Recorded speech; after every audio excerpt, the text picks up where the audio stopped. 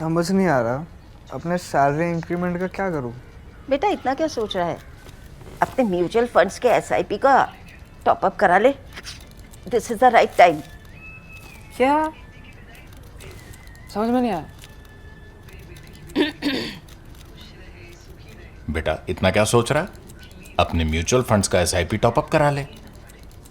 This is the right time. अब समझा।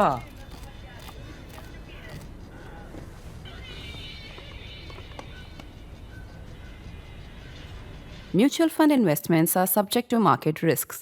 Read all scheme-related documents carefully. So welcome to the Worldview with Swasti, and as you know that here we keep track of all important strategic developments, and if you've been noticing, the European region has emerged as one of the more reliable partners for India's strategic calculus lately, and actually the evidence for that comes as we see how many times Prime Minister Modi lands up traveling to different countries in Europe.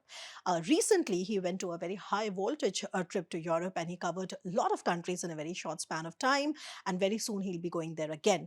However, in his recent trip, he went to a very important country, which is Norway, which is an important country to discuss because it sits outside of the framework of the European Union, yet as a member of NATO.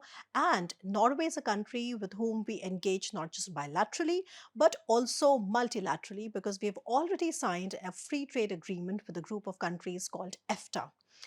Not only that, Norway has also positioned itself uniquely as a major exporter of oil and gas in today's geopolitical times, and especially as the Strait of Hormuz is weaponized. And to help us understand the uniqueness of Norway as a country, its geopolitical advantage, as well as the massive opportunities, investment opportunities, so to say, it opens with India, I have just the right guest with me. I'm very pleased to welcome Her Excellency Ms. May-Elin Stener, the Ambassador of Norway to India, who's joining us in studio today. Your Excellency, what a pleasure to welcome you to Worldview with Swasti. And what a pleasure to be here. It's Thank great you to so be here. much. Yeah. So as you know, we were just discussing before the recording started that although it is a no-brainer that India-Europe ties have seen a kind of an uptick that nobody really expected until a few years ago. And now you see that not just the Prime Minister and our External Affairs Minister and other high-ranking officials have been traveling to Europe, but there's also a flurry of European leaders in New Delhi. And this has really grown in the last few years. However, here Norway emerges as a very important country. Prime Minister recently went there in last month. It was in news for all the wrong reasons because of this question controversy, and it was just a kind of a missed opportunity in my opinion, because we could have had so much discussion on why exactly Prime Minister went there and what was the substantive outcome. So I'm going to be talking, of course I'm going to ask you about why and how do you think Norway-India ties should be discussed more, because of course you've been here 3 years. But not just that, help me just understand from the beginning about the uniqueness of your country. Norway's unique strategic position. It is a European country, it is a founding member of NATO, and yet it is sitting outside of the European Union framework. How do we best understand the strategic uniqueness? Well, so Norway is quite big country area-wise, at the top of Europe. And in the northernmost part of Europe, we're quite a small population. Our ocean and ocean area is the second biggest in the world. We are members of the group called EFTA that you mentioned. It's those European countries that are not members of EU, to say it in an easy way. And that's Norway and Iceland, and it's also Switzerland and Liechtenstein. That's right.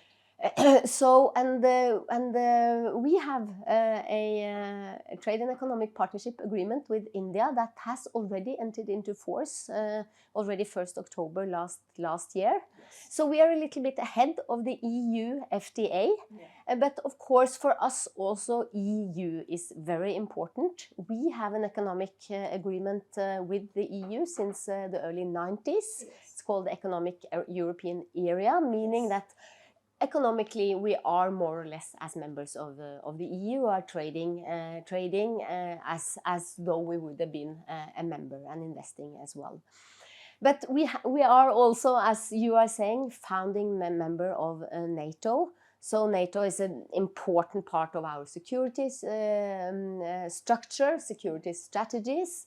And then I was also mentioning we got two new members after the full-scale invasion of Ukraine in 2022. And then Finland and Sweden, our neighboring country, they entered also NATO. I've mentioned now all Nordic countries except for Denmark. I mentioned Sweden, Finland, and Iceland. Iceland because they are also members of EFTA, as we are.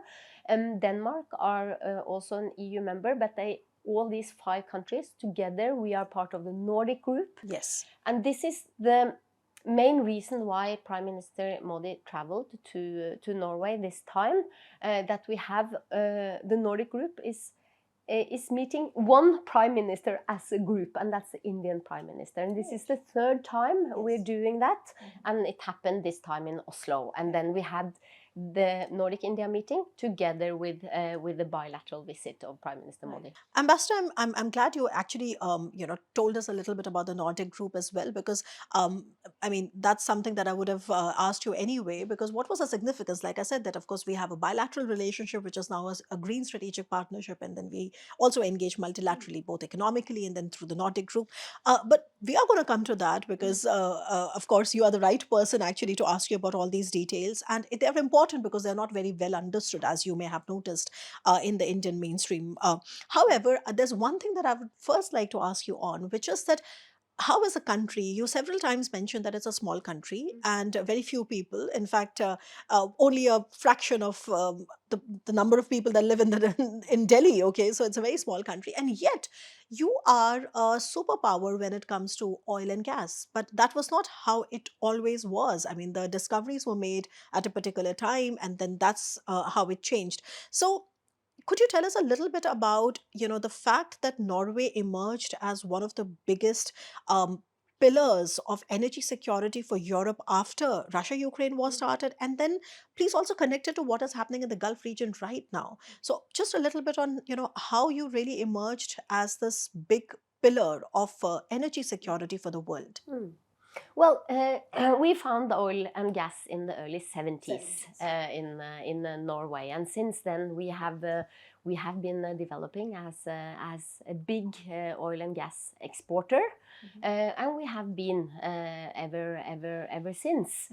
So that has been important. But may I also say, and we can come back to that. Of course, with the climate change issues that we are facing today, we are also quite concerned about transitioning away from oil and gas. Also in the way that we are trying to use the capital that we have built up through oil and gas and the technologies also to develop green solutions. And this is important also for our relations with India, but we can come back to that. Because when Russia invaded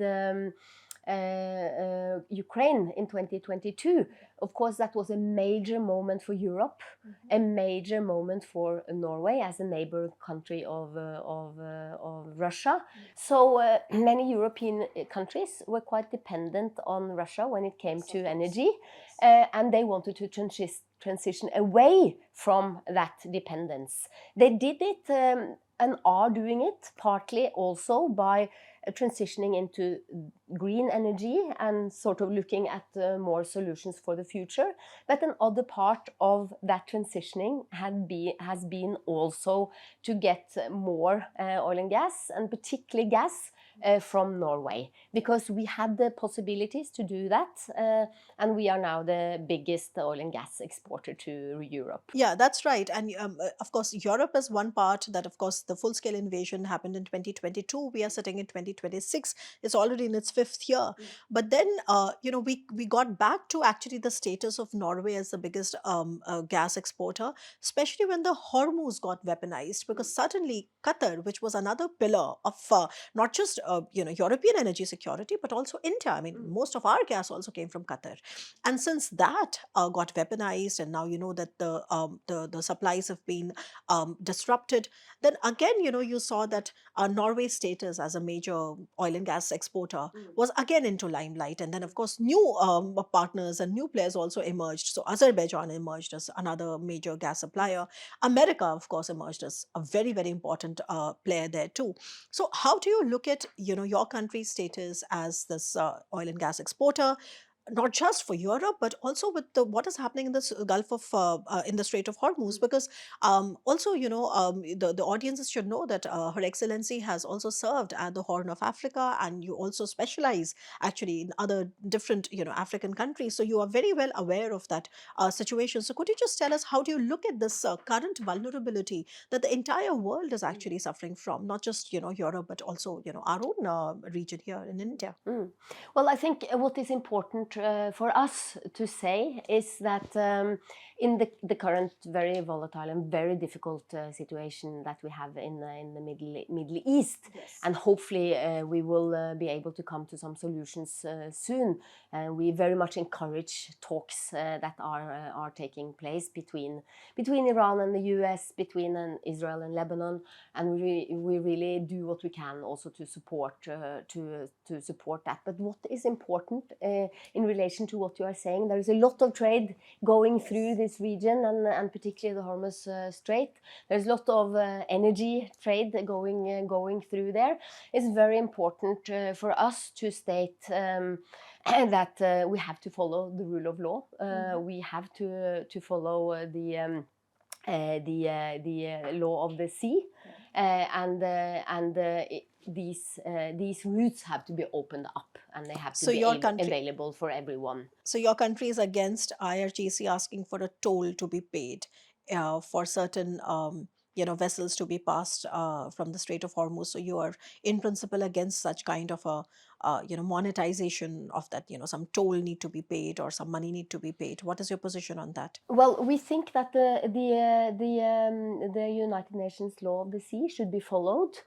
We also think that those rules that we have established are important to follow, important to stick to them. I've also seen that has been important to India, and of course also my sincere condolences of what has just happened. Oh yes, in 24 hours there have been 2 strikes, and in the second one, of course, some Indian that were on board were actually killed, and so it's a very, very messy situation. It's a lot of loss there, not just economic but also otherwise. So of course, I mean, we are all going through a very difficult. Thank you for your condolences. No, it's a very difficult time, and then what we have to try and stick to is that we do follow the rules, and that there are clearly established rules also for this region.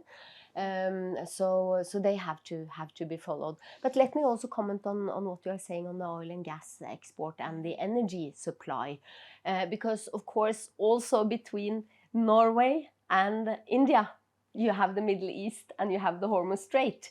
If we are going to export to India, we need to go through there. So it's crucial in also the relation that we are having. And since you mentioned, Ambassador, that India sort of getting more Norwegian oil and gas, could you also tell us, I mean, what has been the development in this regard in the recent times? Because Norway was never really the most important supplier, but as we are trying to diversify our partners, etc., where is Norway emerging in India's energy security? Well, I can say that as part of our structure, a part of what we agreed on in the at the summit between our Prime Minister was that energy and green energy is one of the most important components of our relationship. That means, of course, mostly that Norwegian technology and how we do green energy, how we develop solutions, they will come to India, they will provide their solutions. It's a lot of interest from them because it's a lot of interest in India for these kind of technologies, but it's also a lot of interest from them because they can come here and they can scale up. and it's a win-win relationship in a way. But then, of course, also in this situation that we are facing in the world today, it is also an interest to say how can Norway also be part of the diversifying of what India is getting. Since 2019, the biggest Norwegian energy company called Equinor, they have been exporting and importing to India LPG. So they have been one of the main suppliers of cooking gas into India. That has not been as a bigger framework. It has been on a more ad hoc basis. They would be very happy though to look into how could that be on a more long-term basis. Right. And they also have an agreement now with a company called Deepak Fertilizers. And last month, I think today, actually exactly 1 month ago, the first LNG supply came into India from that company, and that came directly from their storage in Norway, in the northern part of Norway. And this is part of a 15-year agreement that Equinor has with this company, Deepak Fertilizers, and they are using the LNG to produce fertilizers. So that is also an important part of the energy supply coming into India, and something that we would really like to build on for the future also. Yeah, and this is coming at a time because all these topics, whether it's LPG, of course there's an LPG crisis, there's also a fertilizer crisis, and that's been the push of the government as well, that we've been trying to look into these supply lines that can be more reliable and more dependable. Now, since we are talking so much about what the Prime Minister's visit achieved, let's just talk about the Prime Minister's visit. So, like I said, that please help us, please begin with bilaterally, right? I mean, what is it that the Prime Minister's this time around, what was he looking at? And then, of course, you also told us about EFTA and others. But as far as I understand, there is a mainstay. There is a center of gravity. Now, when it comes to Norway, I think the center of gravity is that India wants the vast Norwegian wealth fund to invest in India. And that is something, and just for the benefit of the viewers, you should know that Norwegian wealth fund is valued at about $2.2 trillion, and it's the world's largest. So I think that's the centerpiece somewhere. And then around it, then you have more things of other green partnerships, and then, gas and oil and fertilizers, as you just mentioned. Well, let me come back to the investment. Okay. If you started asking me about the visit of the Prime Minister and the bilateral part of the visit to Norway, because what happened then was that we established a green strategic partnership with India, and for us also it was a very important visit. I would say almost historic visit. It was the first time an Indian Prime Minister visited Norway in 43 years. So it was an opportunity, of course, to discuss a lot of issues with the Indian Prime Minister. It was an opportunity to discuss the world situation that we are in, to discuss the full scale of Russia into Ukraine, to discuss the situation in the Middle East, precisely the issues that we have been touching upon. And then, of course, also then to discuss how do we implement the Trade and Economic Partnership Agreement that we have, that has now entered into force. And we have talked about energy, we've talked about green energy, which is an important component of that. Also a very important component is the maritime industries and the ocean industries. As I said, we have the second biggest coastline in the world, and we are also a very big maritime power. So is India. And there is a lot of demand for cooperation both ways there. Third part, I would say, is how to fight the climate change. So we were looking at, you know, issues like circular economy, how can we look at more sustainable solutions.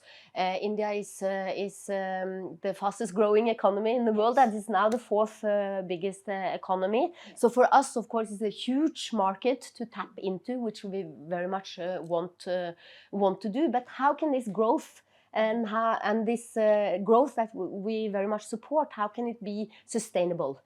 So those kind of solutions we were discussing, and we were, I think, also coming to, you know, looking into the future in a very good way with the Indian delegation and the Indian Prime Minister when it came to these issues. We had a conference, a business conference, and we had the 14 most important Norwegian CEOs meeting the prime ministers, 3 of them explaining to him how they were working. I've already mentioned a couple of these companies.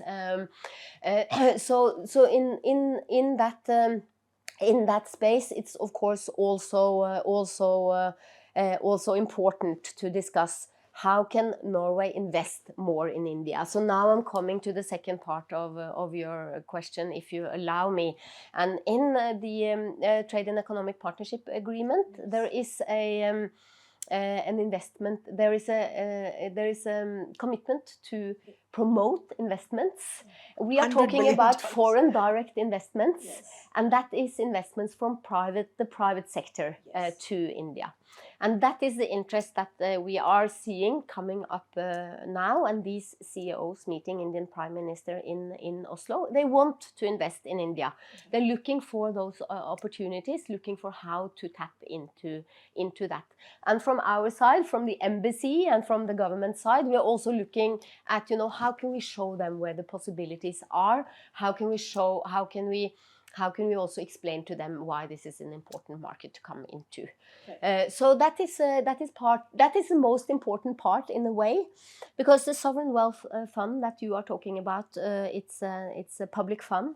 It is, however, organized in a way that it's independent and independent from government decisions. And they don't do foreign direct investments. They do portfolio investments, meaning that they invest mostly on the stock exchange. And in the last 5 years, the investments of this fund in India has tripled. It has also the number of companies they are investing in has doubled. It's now almost 600. So they are clearly looking to India. They are clearly seeing that this economy is growing, and it's growing fast. We also need to invest here to be part of this. So that is happening. It's happening, not happening from a government decision. It's more of a market decision. So, so here, I mean, let me just, you know, like pick your brains a little bit about, you know, this distinction that you made, that it's a public wealth fund, but at the same time, it operates in a way which is sort of free of the government. And you mentioned how the sovereign wealth funds, like that portfolio investment in India, has sort of grown. In the last 1 year, we did see, you know, there was some reduction by some percentage points, which was very minor. But at the same time, you know, when we talk in India about the sovereign wealth fund and the Norwegian one, often there's a decision by one of the groups to you know, not to decide to not invest in Adani ports, etc. I mean, how are then these decisions taken? I mean, what is the basis for that? Does it happen because this is simply a decision which is taken out of nowhere, or are there certain conditions based on which these decisions are taken? I mean, would you like to also apprise the viewers of that? So yeah, it's a public fund, and it's a pension fund of the Norwegian people. We have built it up as a consequence of high taxes on the oil and gas taken out of our soil and our seas. So of course we also want it to benefit the people as much as possible. So although it's an independent fund, they have certain guidelines. They've had also an ethical fund. So there are some things that we don't think we should use the people's money to invest in. For example, tobacco, weapons. We should not invest in companies that are producing weapons for war. and for if a country is in war, we should not invest in that. And there are certain rules. We also want to try and be as anti corrupt as possible, and those are some of the guidelines that are given to the fund by the government and by the Norwegian Parliament, and they are taking each and every decision they are taking independently, so I cannot really comment on that. Right. But the overall framework is that also these investments, they should be ethical. The fund is to the benefit for the people, and it should also be therefore in a way that the people would want to spend the money. Right. In a way. So as if I get it correctly, so basically there are two things then when we are talking about investments. One, of course, is the investments of the sovereign wealth funds into the the Indian financial market, so to say, and the other is the foreign direct investment. So when talking about TEPA, this the FTA that we signed with the EFTA countries, there was a clause there to promote again, because it's private industry, so the government cannot really the government cannot really take decision on their behalf, but they can ask. But there's a provision of getting about $100 billion of investments in India in the next 10 years or 15 years period. Now, on that, of course, I know that it is too early to actually begin looking for full-fledged results. But since the TEPA has come into force last year in October, may I ask you, what is your reading of Norwegian companies in India? Has the number been growing or vice versa? I mean, what is the way forward when the discussions are done on getting more FDI into India? So what are the challenges? What are the opportunities? Yes, overall, we all agree that the trend is going to be upward. And yet, when we talk to a lot of foreign investors, there are challenges. So as an ambassador here, you have this pivotal role of sort of, being this bridge between the Indian, so to say, on the Indian side, as well as the companies that are in your country. So just help us a little bit with this conversation. So what are the enabling factors and what are the challenges in this? So what we have seen the last 10 years is that the amount of Norwegian companies in India has doubled. Okay. So it's about 160 Norwegian companies represented in India now.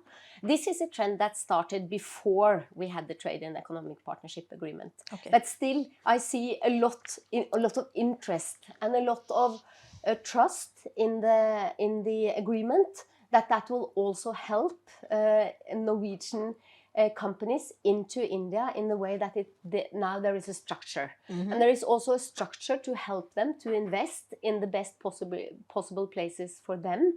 Also, Indian government has established an EFTA office at Invest India, and they are there precisely to help Norwegian companies and or companies of other EFTA countries, of course, on what do they do, and if they encounter problems, can they help them solve those problems? Right. So that I think is already ongoing.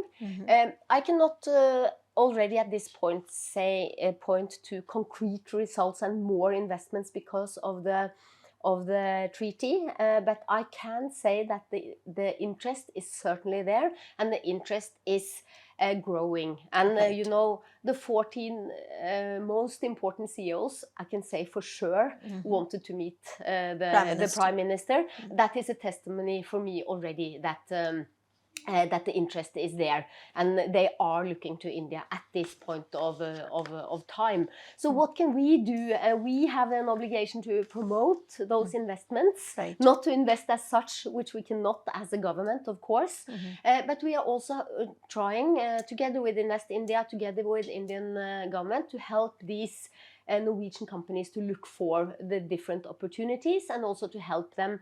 They often see the opportunities themselves and often get the Indian partners themselves, but to help them then if they do encounter problems. But also, I think, to point on what are the opportunities here? I mean, what are the opportunities and what are the challenges? I mean, when in these conversations, because it's not just, of course, Norway is one very important partner that we're looking at, getting more investments from. But this is by and large something that we it's a very familiar conversation, whether we are having it with our German partners or other partners, that everybody sort of agrees that the upward trend and the enthusiasm around India being the economies of scale, I think that is something which is quite undisputed, so to say. But at the same time, the fact that getting investments into India remains a work in sort of progress, right? So do you see, that was what I was basically the point of my question was that opportunities and yet there would be challenges. So, I mean, how are you going to sort of balance these two sides and say that, fine, these are some things that we expect changes for, so that they can reflect in exploiting the full potential that we have with countries like yours? Well, let me give you a couple of examples. Yeah, please, yes. Just to try and explain this. In April, I visited Hyderabad. I visited Andhra also, and Vishakhapatnam in Andhra. And what in the last at the last venue in Vishakhapatnam, because it's a port city and there is a shipyard there. There are already Norwegian companies investing. There are already Norwegian companies cooperating with the shipyard, for example. And they see a lot of opportunities. It's our job as an embassy to go there and point out those opportunities, to learn about them and tell the Norwegian companies about them and support those companies who are already there. And then also in Vishakhapatnam, it's this big medtech city being built up. Or already built up, but being built even bigger. We had during Modi's Prime Minister Modi's visit to Norway, we signed an agreement on more health cooperation, and part of that is also, of course, the medtech industries and how can we work more together on the technologies in the health sector. So just to also learn about that, and then next time maybe take a Norwegian business delegation there, then this will create opportunities. It will take some time, but it does create opportunities. Right. Earlier this week, I was in Shimla, and I visited because the state government of Himachal, they have decided to enter into an agreement with a Norwegian research institution called SINTEF, and they are working out solutions for how to treat construction and demolition waste in a most environmental friendly way. Right. So I visited a big waste management site there, and they are looking at, how can we do this, and then this is research now, but the next stage, of course, is then how do we actually invest in those solutions, and those are sustainable solutions for the future. So those are just a couple of examples of how we're trying to promote investments, and also how we're trying to help Norwegian companies to make more investments in India. Hopefully it will come in a few years. Yes. No, I'm very sure about that, because also we all realize that there's potential, but actually to be able to get to that potential, you first need the frameworks. And I think one of the things that has been happening, especially in the case of India and Europe, that we do see that in a very large, sustained way, right? We see on both sides this willingness to put together the frameworks. And of course, for that to be able to show result, there will be some time. So as you rightly said, and that brings me, something to which I think most of the students here would be interested, which is the more people-to-people ties. And I think there's one thing that has been very, very dominant in Prime Minister's recent visit to many countries, but particularly European countries, is that how do we develop more people-to-people ties, right? So I think at the outset, there are about 28 or 29,000 Indians that are living in Norway. The other way around, of course, I don't have figures. Maybe it's very, very little. But just to sort of, what do you think is the government interested in developing more people-to-people ties, more academic collaboration, think tank engagement and stuff like that? So please could you tell us that, because I think that's what the youth of the country here in India is also interested. Well, I understand your question very well, and I agree with you. The people-to-people connections, that's what it is all about, and that is also what says something about the strength in the relationship between countries. And you are saying it's about 30,000 Indians in Norway now. That is something quite new in the last 20 years. A lot more Indians have been coming to India, and that is precisely those young engineers working for the IT industries, working in the service industry, and really quite qualified young people, who are coming, and they are really also beneficial for our economy in Norway, and they are of course creating a lot of ties in Norway. Also the families are coming to visit, and those kind of people-to-people ties are very, very important. You are also mentioning the research institutions though, and that is also very important, and we have seen Indians coming to Norway, researching in Norway, and by that also helping the research ties between our countries. We have 68 agreements between Norwegian research institutions and universities and Indians. So that is quite a big part of our cooperation, a big part of the relations that we are having, and they are researching on all kinds of issues, a lot on green energy in the maritime space, on the health issues that we have been talking about, and also a lot of in a range of other issues. We also want more the Indian students to come to Norway, and we are trying also to encourage more Norwegian students to come to India. We had 7 Norwegian universities here in India. It's about a couple of months ago, and they were precisely discussing with their counterparts on how to take the relations forward. But then also there are more Indian students coming to Norway. We also want more Norwegian students to come to India. And as part of that, these universities, when they were here, they participated in university fairs to try and promote the studying in Norway. And equally, we want the Indian universities in Norway to promote studying in India.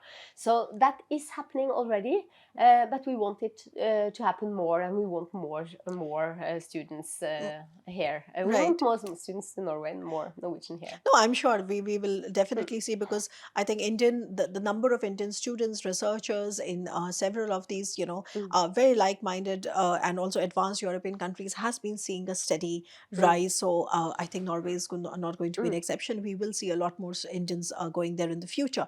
Now, ideally, of course, this is like the best way to also conclude, but I'm really tempted to ask you this one question, because I also know that Norway, you are also pioneer in niche technologies, and you're also sort of, because of how you're supporting Ukraine, you're also sort of, a lot of niche technologies in defense, etc. Now, although in India, we do not really have a security and defense collaboration, but in terms of, say, next 5 years, do you also see this particular vertical of role of AI, or let's say semiconductors maybe, or more innovative sort of defense surveillance systems, etc. Do you see that there is a potential in the next few years for that to grow as well? Well, for sure.